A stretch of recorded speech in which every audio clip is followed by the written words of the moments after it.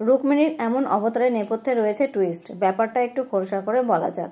Tollywood superstar জিতের সঙ্গে boomerang ছবিতে জুটি বেঁধেছেন রুক্মিণী। এই ছবিতে রুক্মিণীকে দেখা যাবে দুটি চরিত্রে। ইতিমধ্যেই সামনে এসেছে এই ছবির টিজার। আগামীকাল প্রকাশ্যে আসবে বুমেরাংয়ের ট্রেলার। তার আগেই সোশ্যাল মিডিয়ায় নজর কাড়তে এমন এক চমক দিলেন রুক্মিণী। কিন্তু তিনি সত্যি সত্যি ন্যাড়া হননি, বরং প্রযুক্তির সাহায্য নিয়ে এমন কাণ্ড ঘটিয়েছেন অভিনেত্রী। চেঙ্গিস ছবি সুপারহিট হওয়ার পরে টলিউড সুপারস্টার জিৎ জানিয়ে দিয়েছিলেন যে সবাইকে চমকে দিয়ে তিনি নতুন ছবি বুমেরাং তৈরি করছেন। সেই অনুযায়ী গত বছর জুলাই মাসেই ছবির শুটিং শুরু করে দিয়েছিলেন তিনি। তারপর থেকেই জিৎ অনুরাগীরা অধীর আগ্রহে বসেছিলেন এই ছবির মুক্তির অপেক্ষায়। জিতের নতুন ছবি বুমেরাংয়ে দেখা যাবে দেবচন্দ্রিমাকে। তবে দেবচন্দ্রিমার বিপরীতে জিৎ নয়, থাকছেন অভিনেতা সত্যম রায়চৌধুরী।